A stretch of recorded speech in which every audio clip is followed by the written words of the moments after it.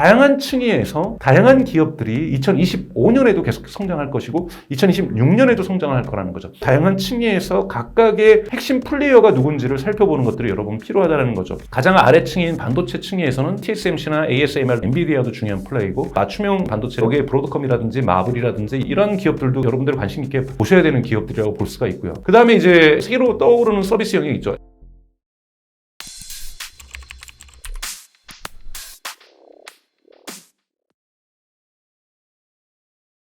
네, 안녕하세요. 저 강정수입니다. 여러분들한테 테슬라 이야기로 많이 찾아뵀었는데요. 독일에서 학부부터 경제학하고 경영학으로 전공했는데 테크놀로지가 어떻게 시장을 형성하는가 이런 쪽으로 주로 공부를 계속 했었고 그리고 계속 해오고 있습니다. 그래서 이렇게 계속 이 채널에서도 여러분들 자주 찾아뵙도록 하겠습니다.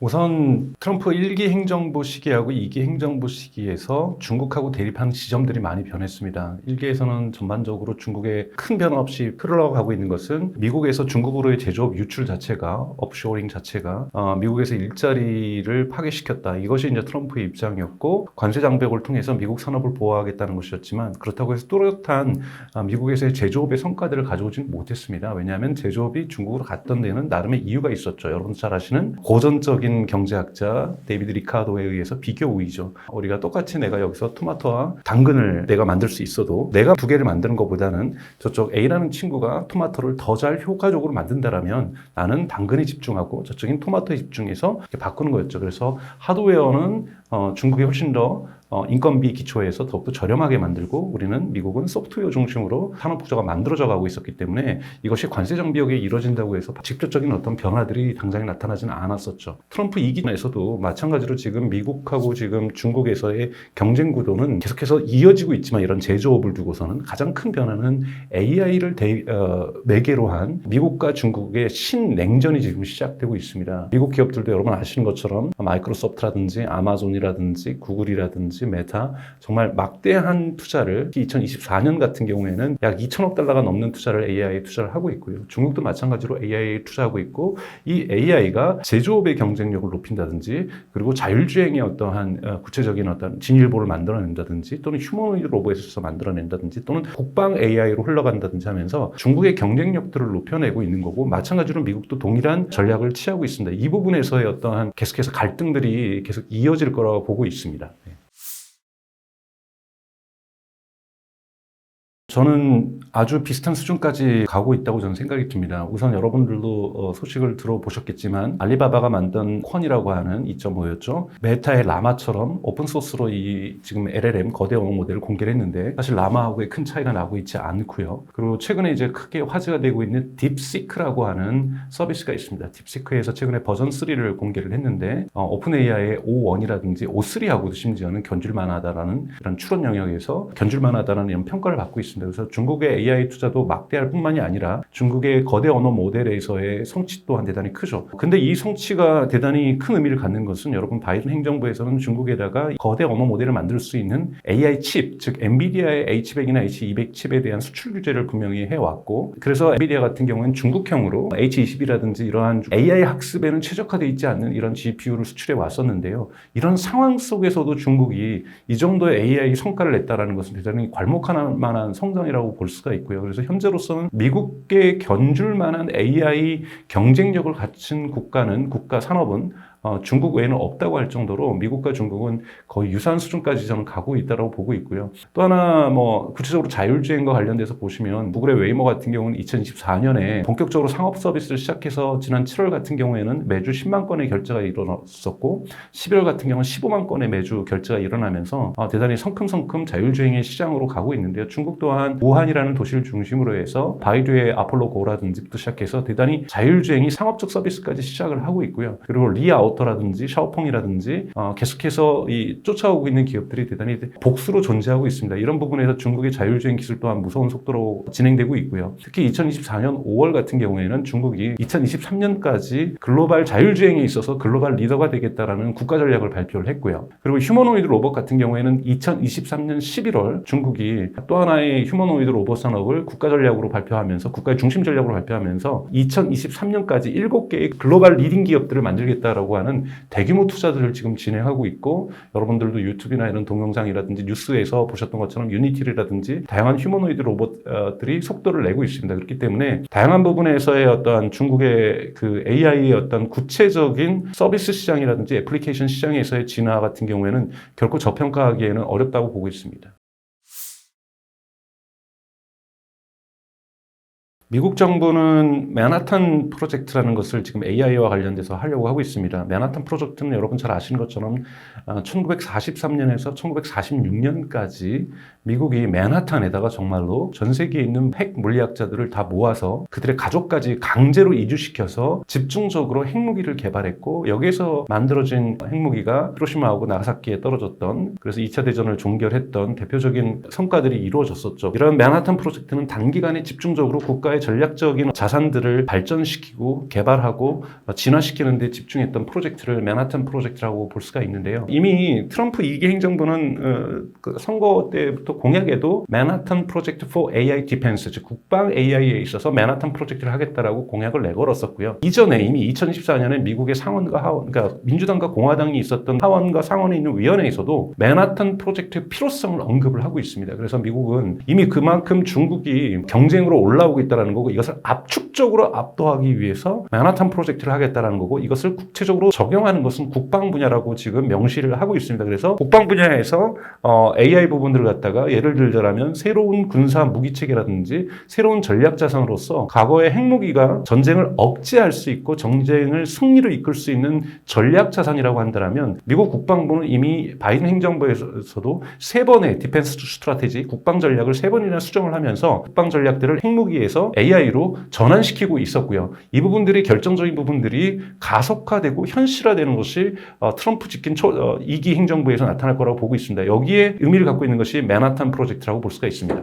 일론 머스크도 X.com에서 한번 F-35가 쓰레기다, 장난감이다 이렇게 표현을 하면서 사실 많은 논란을 일으켰습니다. 사실 이제 F-35는 상징적인 거죠. F-35 같은 경우에는 스텔스 기능을 대표적으로 갖고 있는 거고요. 기술적으로 보면 스텔스 기능은 전통적인 레이더망에서는 의미를 가질 수가 있습니다. 근데 이 스텔스 기능을 무력화시킬 수 있는 것이 이른바 저궤도 외성인 거죠. 여러분, 저궤도 외성은 지금 일론 머스크가 대표로 있는 스페이스X에서 쌓아 올리고 있는 스타링크라고 하고 있는 이 위성들이 스텔스 기능을 잡아낼 수가 있습니다. 근데 문제는 중국도 계속해서 지금 저궤도 위성들을 쏘아 올리고 있기 때문에 미국과 중국만의 갈등으로 본다라면 F-35의 스텔스 기능 자체가 그렇게 유의미한 기능이 되지 않을 수 있다는 의미가 첫 번째로 존재하고 있고요. 두 번째는 F-35는 제작과 운영에 있어서 비싼 비용들이 발생하게 됩니다. 하지만 최근에 이제 실리콘밸리를 중심으로 해서 새로운 방산 기업들이 등장을 하고 있죠. 대표적으로는 소프트웨어 부분에서는 팔란티어가 있을 거고요. 그리고 하드웨어 부분에서는 앤드릴 또는 안드릴이라고 하는 기업이 있습니다. 안드릴 같은 경우에는 직접 개발한 것들도 있고 M&A를 통해서 개발하는 것들도 있습니다만, 음속 드론, 최고 속도가 마하를 찍고 있는 드론을 제작을 하고 있고요. 미국 공군에서 바이든 행정부에서도 그래서 CCA라고 하는 협력 전투 공군이라고 하는 공군 모델이라고 하는 새로운 개념들을 도입을 했죠. F-35 편대를 이룬다면 F-35 하나를 고정시키고, 그 외에는 안드릴이라든지 다른 기업에서 제공하는 초음속으로 날아갈 수 있는 전투 드론이 같이 편대를 구성하는 개념이죠. 근데 이 제작 비용이 지금 F-35의 100분의 1밖에 되지 않습니다. 운영 비용은 말할 것 없이 적고요. 그렇게 된다면 훨씬 더 저렴한 비용으로 동일한 효과 아니면 더 강력한 효과를 낼 수가 있다는 거죠. 예를 들자면 지금 중국 같은 경우도 외신 보도를 보셔서 알겠지만 12월 달에 100만 개의 공군 드론을 만든다고 계획을 지금 발표하고 있지 않습니까? 이런 부분들이 진화되면서 국방의 개념들이 바뀌고 있는 거고요. 이런 부분에서 일론 머스크 같은 경우에는 특히 여러분도 아시는 것처럼 효율성위원회 위원장을 하게 됩니다. 쉽게 얘기해서 정부의 예산을 줄이겠다라는 거고, 그걸 통해서 정부의 미국의 막대한 부채를 줄이려고 하는데요. 부채를 줄이기 위해서는 다양한 방법들을 쓸 수 있지만 사실 쓸 수 있는 방법이 많지 않습니다. 두 가지가 있습니다. 하나는 국방 예산을 줄이는 거고, 하나는 고위직 공무원에 대한 인건비를 줄이는 겁니다. 그렇지 않은 나머지 부분, 의료 부분이라든지 재향군인이라든지 사회보장기금이라든지 이런 부분에서 줄일 수 있는 여지는 미국이 많이 갖고 있지 않습니다. 그렇기 때문에 결국은 국방비 예산을 줄여야 된다는 거고, 국방비 예산 지금까지는 우리가 프라임 기업이라고 하죠. 로키드 마틴이라든지 보잉이라든지 2차 대전을 전후로 해서 성장했던 미국의 전통기업 군산 복합체들이 존재하고 있는 거고요. 이러한 부분들을 실리콘밸리에서 탄생하고 있는 새로운 소프트웨어 기업과 하드웨어 기업으로서 대체하기 유지하겠다라는 것이 지금 단기간에 1, 2년 만에 이루어질 수는 없겠지만 이 방향으로 미국의 국방 전략이 바뀐다고 볼 수 있고 여기에는 국방에 대한 어떠한 전략적인 의미도 있지만 산업에서의 패러다임이 바뀐다는 것이 있습니다. 이미 바이든 행정부에서 2024년 10월 달에 디펜스 스트래티지를 바꿀 때 핵심적인 것은 무엇으로 들고 있냐면은 cheaper and faster라는 단어를 쓰고 있어요. 얼마나 저렴하게 국방 자산들을 만들 수 있는 것인가 또는 얼마나 faster, 빠르게 만들 수 있을 것인가. 이것은 러시아, 우크라이나, 러시아 전쟁에서 교훈을 얻은 거죠. 즉 갈등이 장기화될 경우에 예를 들면 우리나라로 치면 현무 같은 미사일을 갖다가 북한에다가 100여 발을 쏘거나 1000여 발을 쐈는데 북한 레짐이 무너지지 않고 장기화될 경우에는 이걸 현무를 다시 만들려면 다시 1년 내지 2년이 걸린다는 거죠. 그러면 공백기가 발생할 수밖에 없다라는 거죠. 이러한 부분에서 러시아 같은 경우에도 자신들의 미사일이 공백기가 발생하니까 북한에서 미사일을 가져온다든지 이러한 방향을 썼던 것처럼 결국에는 이 갈등이 특히 중국과의 갈등을 미국은 상정하고 있으니까요. 중국과의 군사 갈등이 장기화될 경우에는 이것을 지탱하기 위해서는 무기 체계가 저렴하게 빨리 생산될 수 있는 구조로 바뀌어야 된다는 거고 여기에 드론이 예를 들면 전투 드론으로서 정탐하고 또는 뭐 요즘 가미가제 드론이라는 것들이 새롭게 우크라이나 전쟁에서 새롭게 등장했죠. 그래서 중국도 가미가제 드론을 만들고 있는데요. 매우 저렴한 드론으로 예를 들면 $10,000의 드론으로 $10,000,000짜리 탱크에다가 자살 폭격을 한다든지 이런 개념도 등장하기 시작하는 거고요. 또 하나는 드론에 의해서 전투기와 드론의 경계선이 모호해지는 거고요. 또 하나는 크루즈 미사일과 드론의 경계선이 모호해지는 즉 저렴한 비용의 드론 미사일이 크루즈 미사일과 순항 미사일과 동일한 역할들을 하게 되는 이런 개념들을 안드룰에서 만들고 있는 거고요. 그래서 이런 부분에서 전체적으로 관련된 산업이 바뀌고 있는 거고 예를 들면 안드룰 같은 경우에 무기를 갖다가 다 운영체계 라티스라고 하는 자체 소프트웨어로 연결하고 있습니다. 이 라티스는 무기만에 연결을 하는 데 쓰이고 있는 거고요. 각 무기가 그러니까 즉 여러분들이 쓰시는 스마트폰처럼 운영체계를 갖게 된다는 거죠. 그리고 이 개별 운영체계를 갖고 있는 무기들을 모두가 하나의 플랫폼에서 소프트웨어 플랫폼에서 연결하는 것이 팔란티어라고 볼 수가 있고 팔란티어는 오래전부터 미국 국방부라든지 CIA라든지 이런 데와 함께 일을 해왔기 때문에 그리고 이번에 우크라이나와 러시아 전쟁 그리고 이스라엘과 하마스의 전쟁에서 팔란티어의 기술이 대단히 급격하게 성능이 개선됐습니다. 그래서 이러한 부분들을 국방에 적용하는 이러한 개념들이 되는 거고 2024년이죠. 12월 초 같은 경우 여러분 아시는 것처럼 오픈 AI와 안드룰이 협력을 해서 드론 방어 체계를 만든다. 이런 부분들은 어떤 뜻이냐면 우리가 이것을 저궤도 위성으로 하든 레이더로 하든 적국의 드론인지 또는 철새들의 어떠한 이동인지 이런 걸 구별하기가 대단히 어렵습니다. 이런 것을 패턴화해서 이것이 드론인지 아닌지를 식별해내는 것, 이것이 군사용 드론인지 아닌지를 식별해내는 것, 그리고 이것의 패턴 속에서 이것의 이후 움직이는 방향들을 예측해낸다든지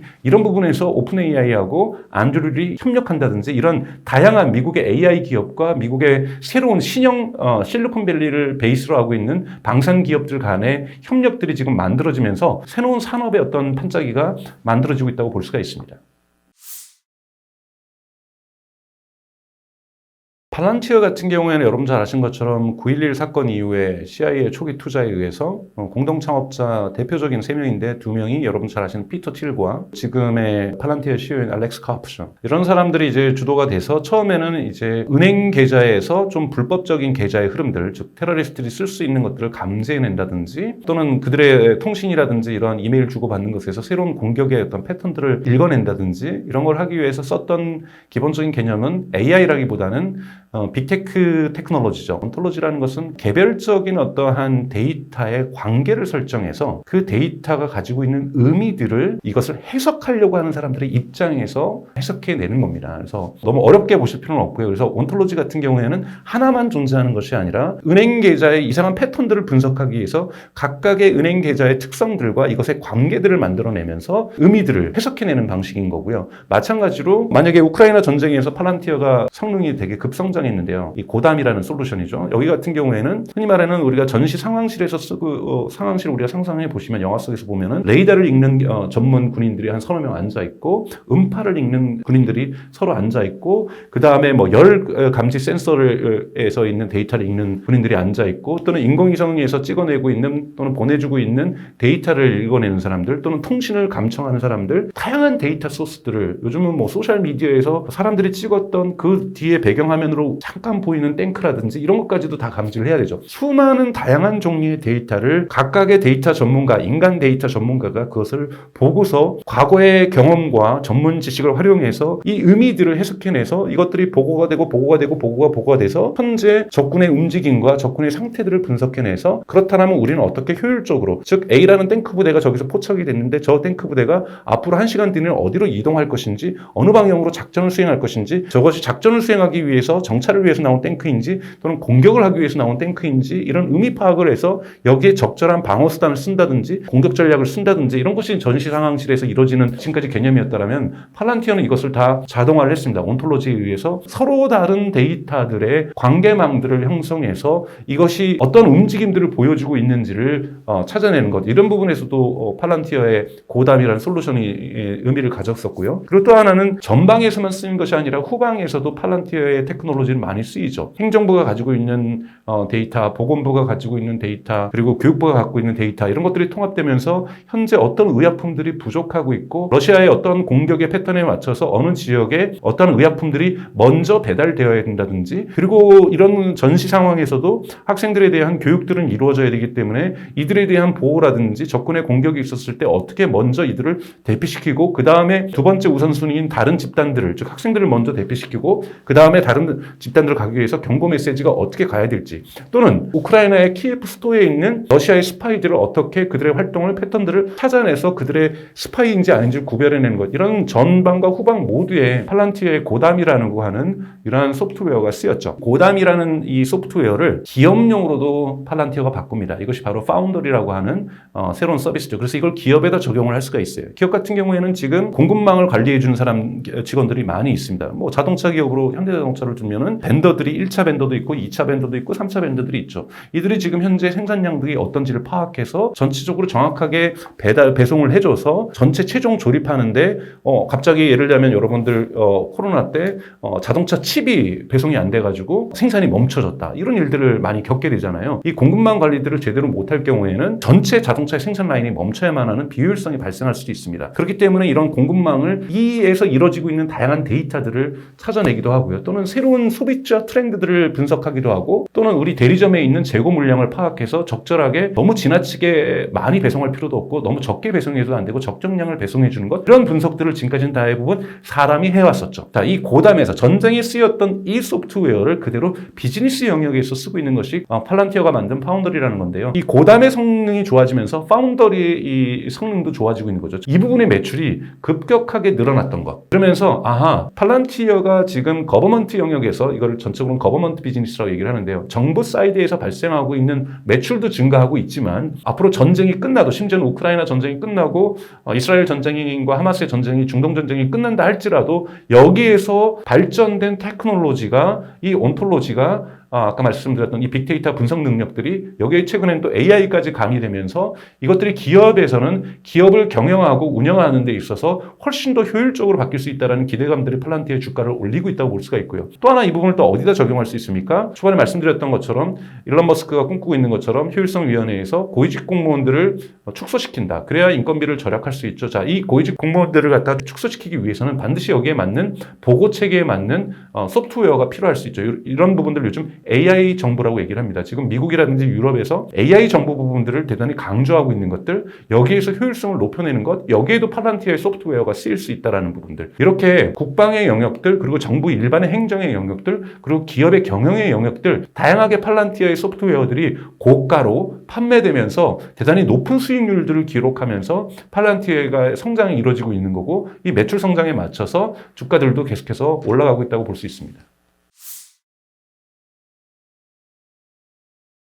보통 우리가 페이팔 마피아라고 얘기합니다. 페이팔을 창업을 하면서 페이팔을 처음에 여러분도 아시는 것처럼 이베이의 매각을 비싼 돈으로 하고 그 다음에 다시 또 페이팔이 독립을 합니다만, 이때 매각할 때 발생했던 어마어마한 돈들이 페이팔 마피아들이 이른바 성장하는 데 도움이 됐었죠. 그리고 페이팔이라는 것은 피처 트리 만들었지만 일론 머스크가 익스닷컴이라고 해서 지금 있는 트위터를 인수해서 만든 그 전에 익스와 관련돼서 일론 머스크도 페이팔과 유사한 서비스를 했었고 페이팔이 인수를 하죠. 그래서 합병을 하는 형식이 됐었고, 대표를 일론 머스크가 지내다가 일론 머스크가 신혼여행을 간 사이에 일종의 내부 쿠데타 같은 것들이 이루어져서 대표가 바뀌게 되는 뭐 이런 과정들을 겪었었죠. 그러면서 일론 머스크가 페이팔을 나오게 되는 이런 역사들이 있는데요. 그래서 사실 피터 틸과 일론 머스크가 정말 끈끈하고 친하고 막 처음부터 같이 했느냐 전혀 아니에요. 둘은 대단히 성격 자체가 또 워낙 강성이기 때문에 두 사람이 친하다고 볼 수는 없어요. 근데 두 사람이 지향하는 이념적 지향이라든지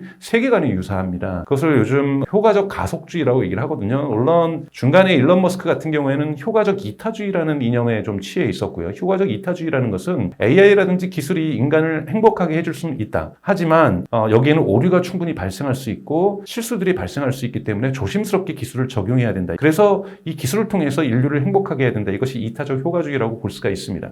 이건 좀 조심스럽게 움직이는 거죠. 근데 이타적 가속화주의라는 것은 아니다. 무조건 빠른 속도로 기술을 압도적으로, 그러니까 이러한 것의 부작용을 고려하지 않고 발전시키게 되면은 결국에는 이것의 혜택을 인류 전체가 볼 수 있다. 또는 특정 국가의 산업 구조가 볼 수 있다. 이것이 이타적 가속화주의라고 볼 수가 있고요. 이 이타적 가속화주의를 대표하는 것이 피터 틸이고 호로위츠라고 볼 수가 있습니다. 여기에 최근에 일론 머스크도 이쪽 입장으로 많이 경도되기 시작하면서 이런 페이팔 마피아들이 지금 뭐 트럼프의 이기 행정부에도 곳곳에 들어가게 되죠. AI 짜르라든지 뭐 이런 것도 페이팔 출신이 맡게 되고, 페이팔 출신들이라든지 실리콘밸리에 하나의 큰 분파로서 형성되고 있는 효과적 가속화주의라는 틀 속에서 피터 틸과 일론 머스크 또는 제이디 벤스 관계, 호로위츠의 관계라든지 그 밖에 있는 뭐 중요한 실리콘밸리의 주요 인물들이 이런 효과적 가속화주의로 묶어낼 수가 있는 거고요. 이들은 대단히 빠르게 기술을 발전시켜서 그것을 발전시키기 위해서 방해가 되는 규제들을 혁신하고, 이러한 규제들은 AI라든지 지금 있는 대단히 빠르게 발전하는 기술에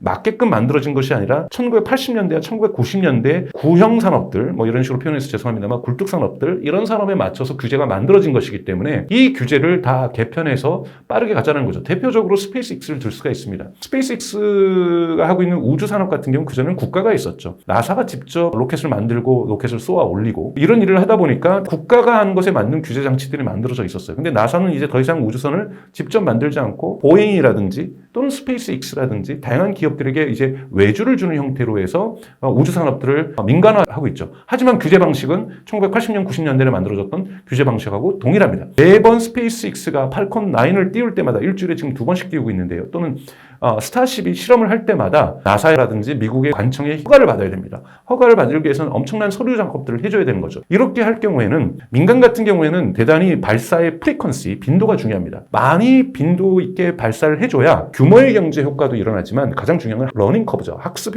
곡선이 빠르게 상승할 수가 있습니다. 학습 곡선이 빠르게 상승해야 막대한 투자에 대한 리턴이 가능해집니다. 정부가 할 때는 투자 대비 리턴, 흔히 말하는 ROI가 그렇게 중요한 첫 번째 기준이 아닌 거죠. 근데 민간 기업은 생존하고 성장하기 위해서라도 ROI가 대단히 중요합니다. 즉 리턴 온 인베스트먼트, 투자한 거에 대한 횟수가 중요한 건데, 그래야 그 돈을 가지고 R&D를 더 할 수 있고 그 돈을 가지고 더욱더 사업 영역을 확장할 수 있는 거죠. 이런 부분에서 전통적인 규제하고 지금 스페이스X라든지 우주 테크놀로지라든지 AI 테크놀로지가 발전하는 속도가 엇박자가 나기 시작하는 거죠. 이거를 혁신하자라는 것이 효과적 가속화주의가 트럼프 행정부에 적극적으로 참여하고 있는 이유라고 볼 수가 있고, 이러한 맥락에서 피터 틸과 일론 머스크의 일시적인 동거를 우리가 해석할 수가 있습니다.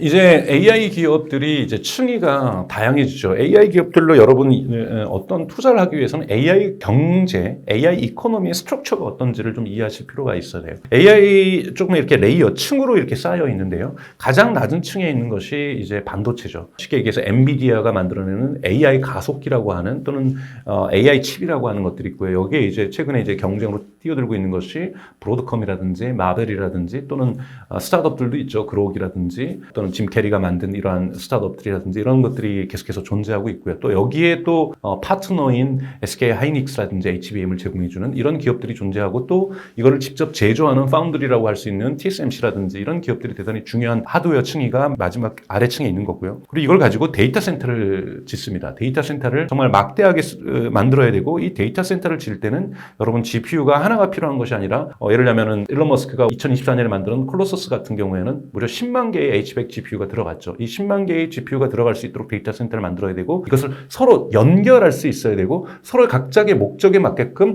그 10만 개를 단일한 덩어리를 만들지는 않겠죠. 3개의 덩어리로 만들 수도 있고 6개의 덩어리로 만들 수도 있겠죠. 이런 식으로 구조화시켜주는 이런 데이터 센터가 필요한 거고 이 데이터 센터에 전력을 또한 납품하는 기업들이 필요한 거고 여기에 열을 식히기 위해서 데이터 센터에 엄청난 열이 발생하죠. 이걸 식히기 위한 또 전기도 필요하지만 식히기 위해서 물도 필요하고요. 그리고 이러한 데이터 센터의 층위가 존재하고요. 그리고 이 데이터 센터에 의해서 흔히 말하는 거대 언어 모델이라고 하는 또는 계속해서 요즘에 이제 피지컬 AI라든지 월드 모델이라든지 다양한 AI 모델들을 만드는 이러한 기업들이 크게 이 세 가지가 AI의 인프라스트럭처라고 볼 수가 있습니다. 쉽게 이해하자면 여러분 호남고속도로, 경부고속도로 또는 철도라고 볼 수가 있죠. 이런 철도가 깔려야 되는 거고 이 철도가 깔리고 이 고속도로가 깔리면 그 위에서 다닐 수 있는 차량이라든지 승용차라든지 버스라든지 또 트럭이 필요하게 되죠. 이 부분이 바로 마지막 위에 있는 애플리케이션 영역이라고 볼 수가 있는데요. 이 애플리케이션이 있어야 결국은 전체적인 AI 경제가 완성된다고 볼 수가 있습니다. 결국은 고속도로를 깔았지만 여러분 요즘 그런 도로들이 있죠. 차가 하루에 뭐 100대밖에 안 다니는 이런 거는 대단히 예산을 잘못 쓴 거고 효율성 있게 효과적으로 썼다고 볼 수가 없는 거죠. 많은 차량들이 다니면서 지역과 지역이 연결되고 지역에 있는 공장과 지역에 있는 공장들이 다른 지역의 공장들이 연결되고 사람들이 오고 가고 이런 물류가 오고 가고 하면서 그 경제가 활성화되는 것처럼 결국은 이러한 인프라스트럭처 레이어에 의해서 서비스 레이어에 올라타는 기업들이 필요합니다. 그렇다면 아직 AI 경제가 완성 단계에 있느냐? 저는 이제 고속도로를 놓고 있는 아직 근데 그 고속도로를 놨더니 너무 좋아서 중부 고속도로로 놓아야 되고 차도 많아지니까 고속도로를 더 놔야 될 수도 있는 거고 또 훨씬 더 우리나라도 처음에 고속철도를 도입했을 때 프랑스 떼제베의 고속철도를 그냥 가지고 들어왔다면 이거를 더욱더 자체 발전해서 우리나라가 스스로 만든 고속철도를 만들고 있는 것처럼 계속해서 여기 인프라스트럭처도 스스로 발전을 해야 됩니다. 그렇다면 다양한 층위에서 다양한 기업들이 2025년에도 계속 성장할 것이고 2026년에도 성장할 거라는 거죠. 그래서 여기에서 다양한 층위에서 각각의 핵심 플레이어가 누군지를 살펴보는 것들이 여러분 필요하다는 거죠. 가장 아래층인 반도체 층위에서는 당연하게 TSMC나 ASML도 중요한 기업이고 엔비디아 계속해서 성장하고 있는 엔비디아도 중요한 플레이고 그리고 이제 이 데이터 센터를 만드는 곳에서 맞춤형 요즘 반도체를 많이 선호하게 되죠. 너무나도 지나친 엔비디아에 대한 종속성을 탈피하기 위해서 그렇기 때문에 여기에 브로드컴이라든지 마블이라든지 이러한 맞춤형 반도체를 만들 수 있는 흔히 말하는 ASIC를 만들 수 있는 이런 기업들도 의미가 여러분들 관심 있게 보셔야 되는 기업들이라고 볼 수가 있고요. 그리고 역시 구글이라든지 아마존이라든지 마이크로소프트라든지 메타라는 이런 대표 기업들이 어떻게 이 AI에 대한 투자 2024년에 이 4개 기업이 약 2천억 달러를 넘게 AI에 투자를 했습니다. 2천억 달러 정말 엄청난 돈이죠. 100조가 넘는 돈인가 하여튼 이러한 돈들을 투자를 했으면 이걸 가지고 다시 메타는 어떻게 모니타이제이션 어떻게 현금화하는가 광고 수익을 어떻게 높이는가 어떻게 고객들을 계속해서 인스타그램이나 페이스북이나 왓츠앱을 이용하게 만드는가 여기에 또 새로운 서비스인 예를 들자면 메타 글래스 즉 AI 글래스 같은 걸로 새로운 폼팩터로 시장을 열어가는가 이렇게 메타가 어떻게 돈을 버는가도 보셔야 되고 구글이라든지 아마존이라든지 마이크로소프트는 여기에 또 AI 서비스로서 어떤 돈을 벌고 있는가 또는 여기에 클라우드망에 어떻게 고객들을 더욱더 계속해서 확보하면서 성장하고 있는가 이런 모니타이제이션들이 어떻게 이루어지는가를 이 데이터 센터에서는 또 보셔야 될 거고 이것을 잘하는 기업들이 성장할 거라고 보고 있습니다. 그 다음에 이제 새로 떠오르는 서비스 영역이 있죠. 그러니까 애플 같은 경우에는 최종 서비스인 즉 아이폰의 판매를 더욱더 많이 만들기 위해서 교체 수요를 발생하기 위해서 애플 인텔리전스를 만들었지만 그렇게 지금 평가가 좋지는 않습니다. 하지만 이것이 계속해서 고도로 진화할 거고 점점 진화한다라면 2025년엔 더욱더 애플 인텔리전스가 진화한다라면은 교체 수요가 계속해서 발생할 수 존재하는 거고요. 이렇게 되면서 애플 같은 경우에는 또 애플 인텔리전스를 만들기 위해서 또 데이터 센터가 필요하게 되었고 즉 이것을 프라이빗 클라우드라고 얘기를 하죠. 특별하게 프라이빗 클라우드가 어려운 말이 아니라 애플만 쓰는 데이터 센터라고 얘기할 수가 있습니다. 애플만 쓰는 클라우드만 이걸 만들기 위해서 애플도 칩이 필요했던 거고 애플이 손을 내미는 곳이 브로드컴인 거고 이런 식으로 애플 또한 서비스 단부터 데이터 센터까지 버티컬하게 그리고 칩까지 자체 칩까지 원래 애플은 자체 칩을 계속해서 여러분들 아시는 M1, M2, M3, M4까지 계속 만들고 있는 것처럼 또는 아이폰에 들어가는 A 칩들을 만들고 있는 것처럼 계속해서 버티컬 인테그레이션 하려고 하는 애플 자체가 어떻게 서비스 영역에서 견고하게 성장하는지도 보실 수가 수가 있는 거고요. 그래서 또는 신흥 기업들도 보실 필요가 있죠. 그래서 AI 관련돼서 아까 말씀드렸던 국방산업에서의 이런 레짐 체인지가 발생할 경우에는 팔란티어 같은 경우는 계속해서 성장할 수가 있는 거고요. 여기에 또 계속해서 예를 들면 2025년 늦어도 2026년에는 안드릴 같은 기업이 IPO를 할 수가 있을 가능성이 높고요. 왜냐하면 트럼프 2기 행정부는 3기 행정부가 존재할 수 없기 때문에 헌법에 의해서 그리고 그렇다 보면은 집권 3, 4년 차에는 레임덕 현상이 발생할 수밖에 없기 때문에 트럼프 2기 행정부의 초기에 많은 기업들이 성장을 꽤 할 거라고 보고 있습니다. 그러면 IPO도 여기에 맞춰질 것이고요. 그렇기 때문에 안드릴의 IPO, 그 다음에 가장 중요한 거죠. 스페이스X의 IPO가 2025년, 늦어도 2026년에는 가능해질 수 있죠. 그럼 이러한 부분들 또는 이렇게 함께 우주 산업이 커진다라면 이미 로켓 랩이라고 한다든지 재활용 가능한 로켓을 계속 쏘고 있는 미국의 민간 기업들 이런 부분들도 여러분 관심 가져서 보실 수도 있고요. 그래서 이러한 AI 경제가 성장하는 것 그리고 AI 경제와 연관해서 성장하고 있는 자율주행 서비스라든지 또는 국방 서비스라든지 또는 또 지금 현재 한국에 가장 여러분들이 관심 갖고 있는 휴머노이드 로봇 산업이라든지 여기에도 AI가 결합되면서 본격적으로 로보틱스와 AI가 결합되면서 휴머노이드 로봇이 나오는 것이기 때문에 여기도 여러분들이 관심 가져서 보셔야 될 것 같고요. 그래서 휴머노이드 로봇에서 다 AI 칩들이 들어가죠. 테슬라의 FSD 같은 경우에는 하드웨어 3라든지 하드웨어 4라고 해가지고 소형 컴퓨터가 들어갑니다. 쉽게 얘기해서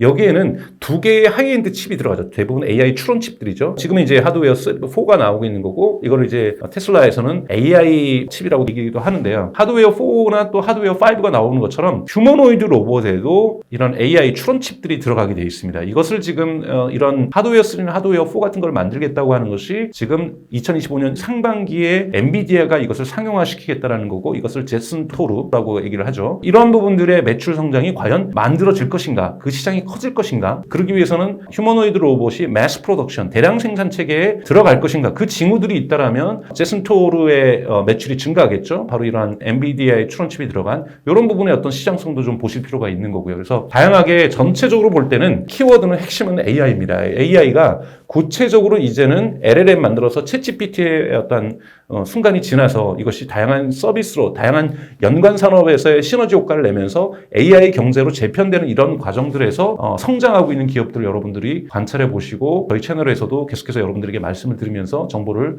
드리도록 하겠습니다.